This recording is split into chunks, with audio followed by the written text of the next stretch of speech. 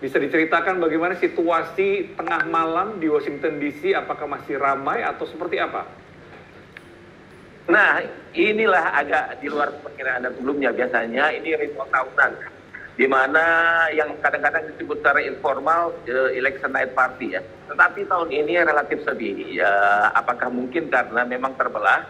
Karena juga di Washington DC, tidak jauh dari sini, di Howard University, itu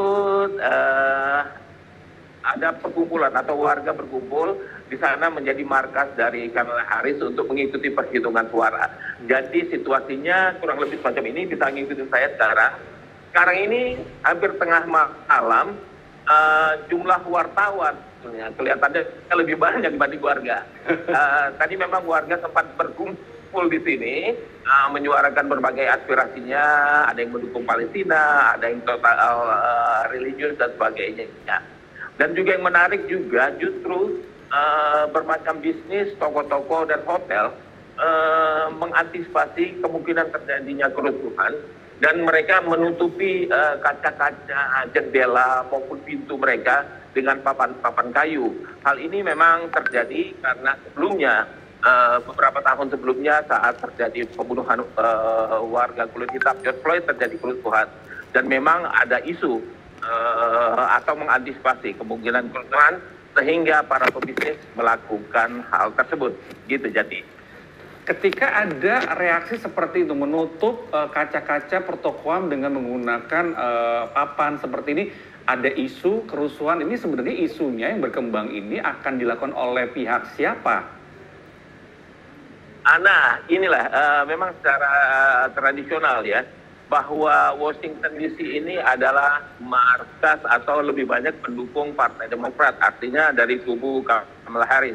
Juga negara-negara bagian yang berdekatan yaitu Virginia dan Maryland itu cenderung merupakan merupakan pendukung dari Partai Demokrat.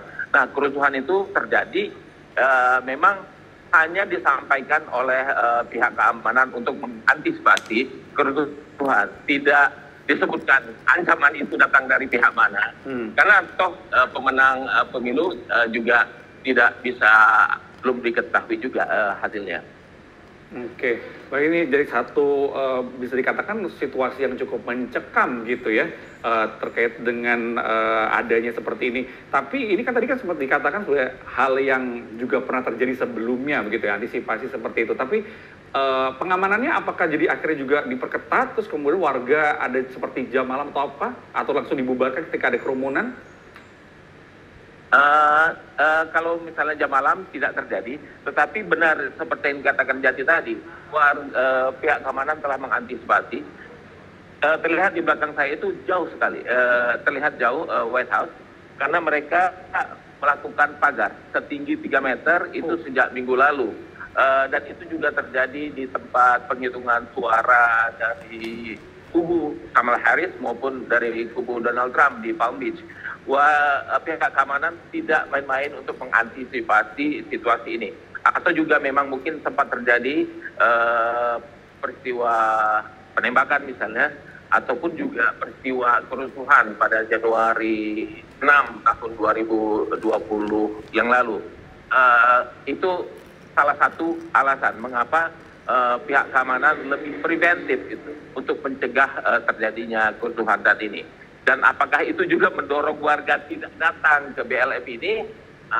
Ya kita hanya menduga-duga saja ya, karena memang di luar perkiraan, sangat sepi. Tetapi banyak sekali wartawan yang kecelek nih, banyak yang tetap hadir. Baik, apakah itu artinya bahwa di Howard University masih ramai, Alam? Kalau Anda mendapatkan informasi mungkin? Di Howard University, kalau informasi yang kita dapatkan dari teman yang bertugas di sana, situasi di luarnya sudah mulai sepi, tetapi situasi di dalam yang lebih ramai. Karena warga boleh memasuki itu dengan tentu saja dengan izin tertentu ya, yang dapat bisa masuk ke dalam Howard University. Dan di sana relatif lebih banyak ya. Tadi saya juga sempat ke sana. Dan mungkin juga karena di sana merupakan tempat berkumpulnya dari kubu pendukung dan Kamala Harris yang berkumpul di sana. Kita tahu negara Amerika Serikat ini tidak memberlakukan libur khusus untuk pemilunya. Nah, kalau dilihat dari pantauan Alam tadi, 1 harian ini ketika pemilu itu dilakukan sampai esok hari, kira-kira apakah ini juga yang akhirnya membuat tidak terlalu banyak orang-orang di malam ini? Iya, betul. Jadi tidak ada libur khusus bagi warga dan perkantoran maupun bisnis ya untuk meliburkan kegiatannya. Tetapi memang beberapa sekolah diliburkan karena beberapa sekolah dijadikan tempat untuk pemungutan suara atau TPS di sana. Jadi memang sebagian kantor swasta itu menganjurkan agar para karyawannya atau memperbolehkan karyawannya untuk mendapatkan hak atau mengambil work from home, kerja dari rumah gitu, disarankan semacam itu. Jadi mereka jumlahnya memang lebih sepi untuk datang ke kantor.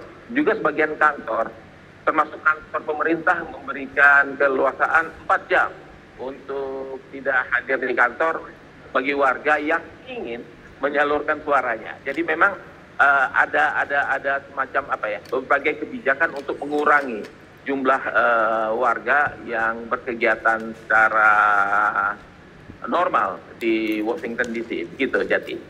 Baik, kalau kita lihat antusiasmenya dari masyarakat Amerika Serikat yang sepenglihatan Anda, sepantauan Anda juga dibandingkan dengan 4 tahun yang lalu, seperti apa 2024 ini?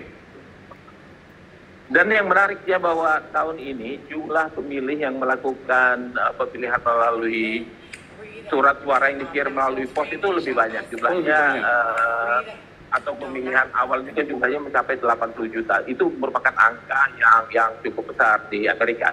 Kalau kita melihat sejarah pemilu Amerika itu jumlah warga yang terlibat untuk memilih itu selalu tidak besar ya dibanding dengan Indonesia. Misalnya yang terbesar saja tahun lalu itu jumlahnya yang ikut memilih hanya 66%. Dan tahun ini mungkin diperkirakan angkanya seperti itu juga. Jadi rata-rata bahkan di kisaran 40-50% kalau isunya tidak terlalu kuat bagi warga Amerika untuk voter turnout-nya. Begitu ya yang terjadi. Dan antusiasme warga itu telah disalurkan melalui, kalau kita bercerita ada 3 cara memilih di Amerika paling tidak ya. 1 melalui surat yang itu bisa dilakukan beberapa hari sebelum hari pemilihan. 2 pemilihan awal datang ke TPS tetapi lebih awal, atau melakukan pencoblosan di hari pemilu ini pada hari 5 November ini.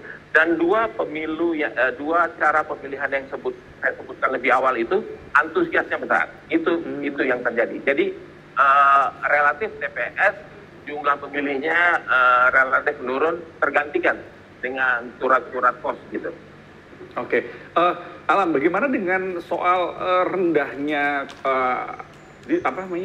partisipasi politik di sana gitu? Kan 60-an bisa dikatakan cukup rendah ya, apalagi ini ya negara demokratis, asal demokrasi di sana. Apa sih sebenarnya membuat 40% masyarakat di Amerika Serikat ini tidak memberikan suara? Berbagai alasan ya, karena satu, kadang-kadang mereka menganggap toh pemilu ini tidak mengubah nasib mereka seperti itu, atau ada hal-hal yang mereka anggap bahwa demokrasi di Amerika itu toh sudah berjalan seperti apa adanya, siapapun presiden yang terpilih tidak banyak berpengaruh bagi kehidupan mereka. Itu yang terjadi. Atau juga alasan-alasan saya lebih memikirkan untuk bekerja dibanding ikut pemilu, atau memang sering terjadi apatisme politik bagi warga Amerika, terutama di kalangan anak muda ya. Nah, pada 2 pemilu terakhir atau 3 pemilu terakhir ini, antusiasmenya meningkat karena memang ada isu-isu anak muda yang mereka merasa terlibat sehingga jumlah itu naik, walaupun tidak setinggi yang diharapkan. Jadi memang tergantung isu maupun kandidat calon itulah yang menyebabkan voter atau perubahan turun naiknya partisipasi politik di kalangan pemilih Amerika, terutama di generasi mudanya yang kalau misalnya kita sebut ya udahlah, saya apatis atau cuek aja terhadap pemilihan umum begitu ya. Oke, kalau gitu. Terima kasih penjelasannya dan juga bagaimana menjelaskan situasi terkini di Washington DC di tengah malam ini. Nampaknya kalau tadi kita lihat, Alam selama melakukan laporan, tangannya masuk ke kantong ya. Kayak dingin banget di sana ya. Terima kasih, Alam Burhan, jurnalis VOA. Sehat-sehat selalu, sampai ketemu ya, kapan-kapan. Terima kasih, sampai ketemu. Thank you. Oke, itu di situasinya gitu jadi punya gambaran tersendiri ya. Jadi ternyata apatisme masyarakat